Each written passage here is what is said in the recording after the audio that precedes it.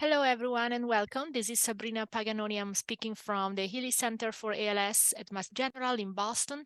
I'm giving everyone a few seconds to join us from the waiting room. Cannot believe it's already December. So December 1st, we celebrate that with some time with all of you today to talk about progress in the platform trial and ALS research. And if we can go to the next slide.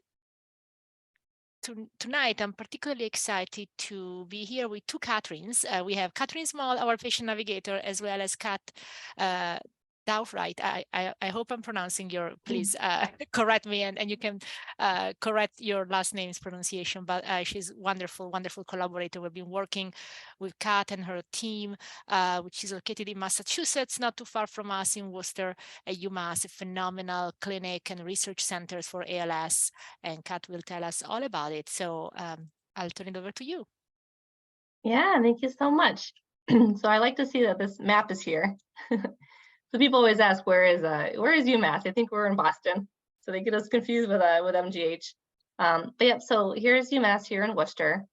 So you can find your local city here, see how far away you are from us. We serve a lot of Western Massachusetts. What's the next slide? The picture of campus? Okay, so here. So I found this nice picture of campus. So I joined the university in 2008. And I guess it's been 14 years, but I was impressed that during my time, 4 new buildings have appeared. I guess I can't point, but so the back left corner there, you can kind of see it sticking out sideways. Albert Sherman Center, that houses our basic science labs. So there's a lot of big ALS basic science research groups in that building.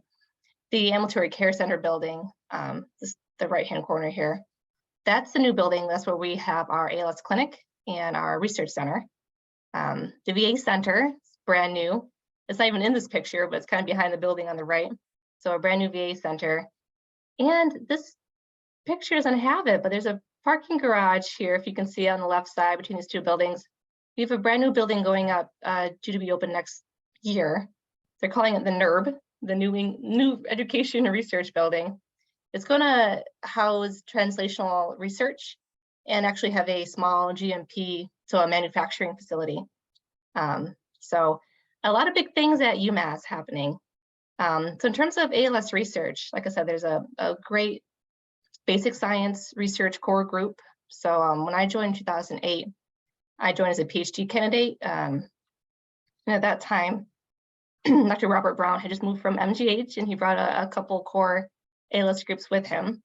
So there's a great basic science research group here. They've made phenomenal contributions to the field in terms of fundamental knowledge of ALS. And then we have our ALS clinic. So here's some clinic people listed here. So our ALS clinic, like I said, it's conveniently located in that ACC building, the first floor. It's a great space. It's not largely multidisciplinary, but the clinic is every Friday. And we have neurologists, of course, and a pulmonary team. So you see pulmonary and neurology on the same day. And then there's a great network where they refer out to OT, PT, speech. It's a small clinic. We see roughly 50 patients a year. Like I said, mostly Western Mass. I mean, there's a lot of great ALS clinics in New England, but we get a lot of the Western Mass people. So here we have Dr. Robert Brown, top left corner. So he established the clinic here at UMass. Dr. Margaret Owegi, she joined in 2014. And Dr. Gasemi, 3 years ago now, maybe. So he's more recent too. And then so there are our 3 primary ALS clinicians.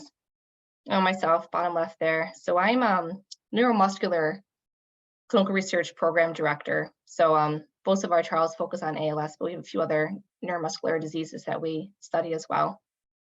Hajar Humani, she's a doctorate of nursing practice, or DNP. So the NP for the ALS clinic. And then the bottom right corner is Raylin. So she just joined 2 months ago, and she is our coordinator, so ALS clinical trial coordinator. So just in terms of our ALS clinical trials, so since 2008, I counted we've done 20 interventional studies, 7 observational studies. We currently have 7 interventional studies for ALS. The HEALEY ALS platform trial is our highest enrolling study right now. We enrolled our first patient October 2020. We've enrolled 20 patients since then, so 20 in total. 2 right now in regimen E, or 1 just about to be deemed eligible. So not quite randomized yet in regimen E, but we'll have our second patient soon in regimen E. And yeah, we're excited to get regimen F started. So we'll see when that comes around. Yeah, that's about it. Thank you Anything so much. specific?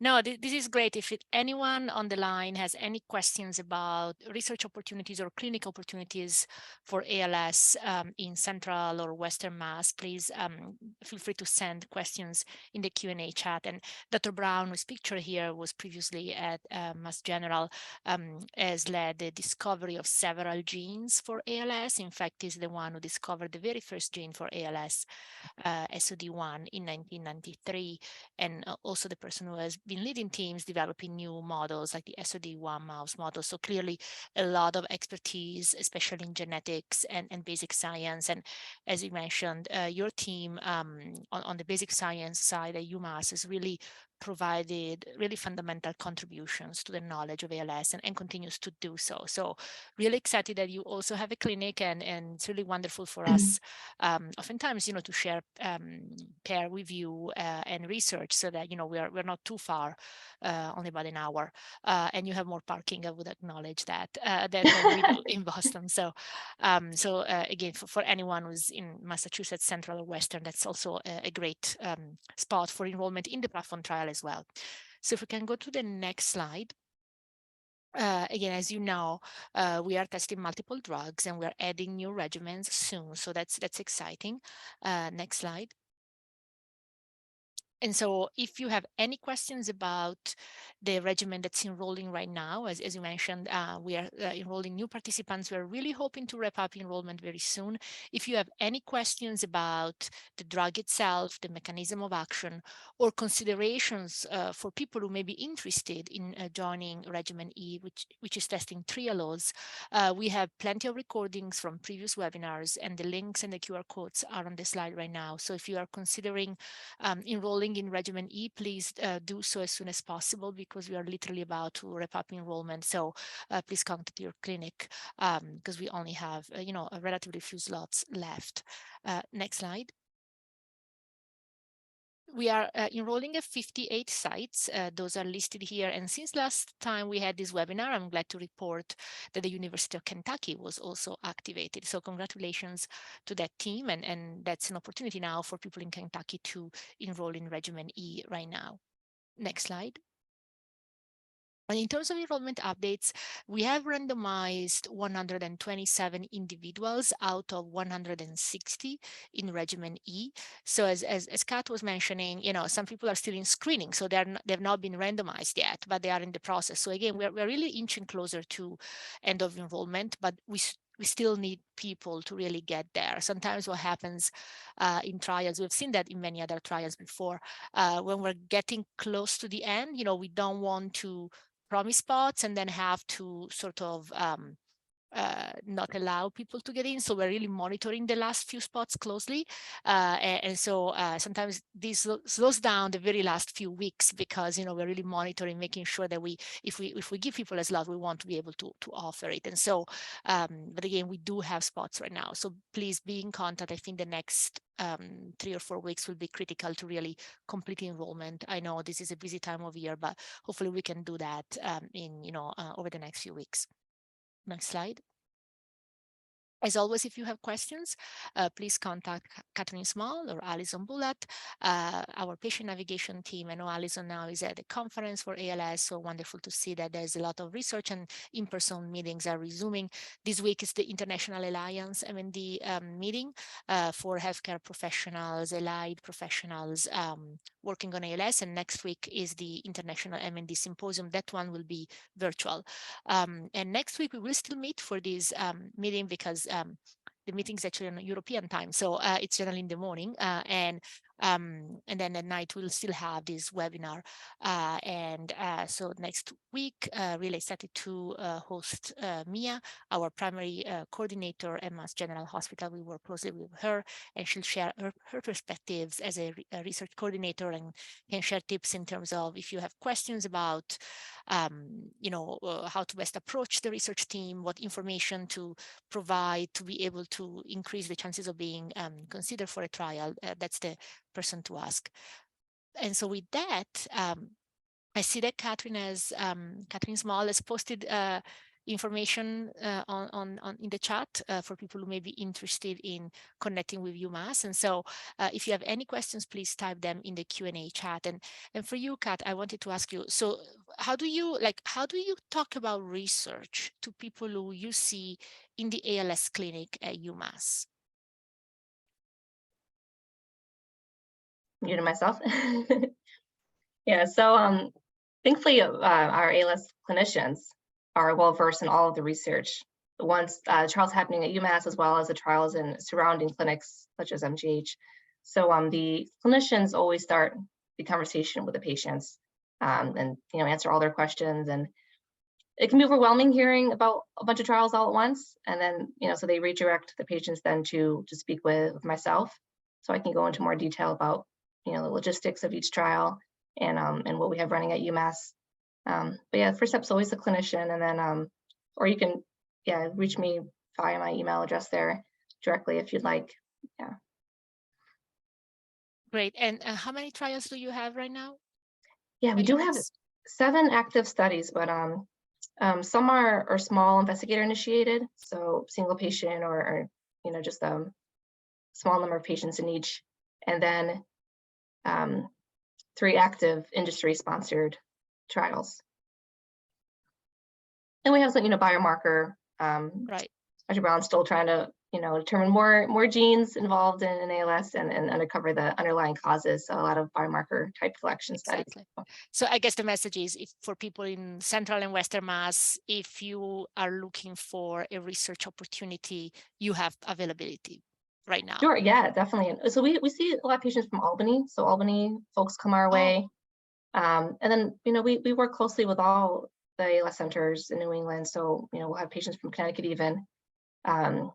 So we try to work together to see which center a patient can be enrolled in more quickly, or like you said, if regimen E is closing, it can enroll someone quicker at our site versus another in the New England area. So yeah, so even if you get your clinical care someplace else, we're still open for clinical trials if you need a place to call home for your clinical trials. Excellent, excellent. Yeah, see a question here about regimen D. So we don't have results for regimen D yet. This regimen has a lot of analysis, so we're really literally working very actively with our statisticians to really put together, all the results. Again, we don't have those yet. Great. And then, Kat, can I ask you, do you offer expanded access at UMass? We have not done any of the expanded access. Well, a couple here and there. So if we've taken part in maybe the earlier phase study, but as you saw from my side, we are still a small group. So we have one primary coordinator, Hajar Homani, the nurse practitioner, works as a coordinator as well, and myself. But just with the number of trials and the important phase 3 studies that we're doing as well, we haven't had enough resources to be able to offer the expanded access. Yeah, I think this has been a recurring theme when we ask other guests from other sites. Again, it's more the resources and having people available. Yeah. What's impressive now is the number of ALS trials that are out there. Right, when I started 8 years ago, it's just phenomenal, the number of trials that are available. So, it's, we want to offer as many trials as we can, but there's so many to choose from now that, until we ramp up our staff here and grow a little bit more. Yeah, exactly. Actually, one question is oftentimes, there's concerns that people that want to enter trials cannot do so because there are not enough spots. So can you give us sort of, again, your perspective, as you said, 8 years ago when you started, perhaps there weren't as many spots. And so if people wanted to participate, even if they did want to participate and you were there, maybe there weren't as many options. How about right now? How is that changed right now with the platform trial and other trials as well? Yeah, so a lot more spots. So, and the great thing about having so many trials now is that they all have different eligibility criteria. So if you're eligible for one trial, and there's another that you can try for. We've seen that in a number of cases in our clinic. Screen fail for one study, but then you can opt for another that we have open. And a lot more slots available. It is still so we can't screen 5 new patients a month, even if we had 5 patients interested, because it's still a limit of our time and the resources in the research center as well. Yep. But it is great, the number of trials we have open and enrolling. So it's a lot more opportunity to be involved. Right. I see a good question about having results from the trials. The question is, are there any results from the trials? So maybe Catherine Small, I'll ask you to post some of our links.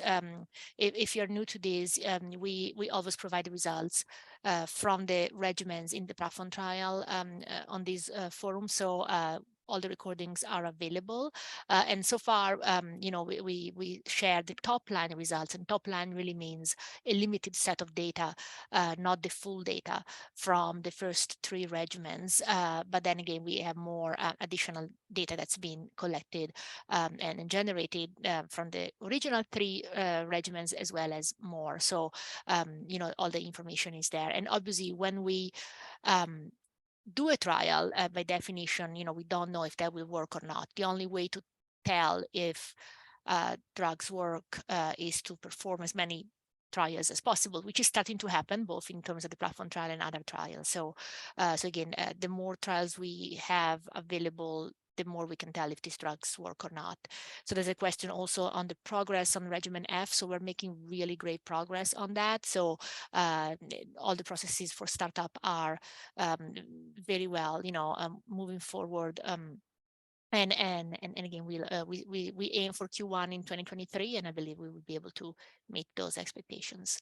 There's a question for me specifically. They wanted me to comment on the selection of Trialose, which is the drug that's being tested in regimen E for the recent grant from the NIH for EAPs. So just for people who may be new, we recently received a grant from the National Institutes of Health to do an expanded access protocol for one of the drugs in the trial, and specifically that was the Trialose drug.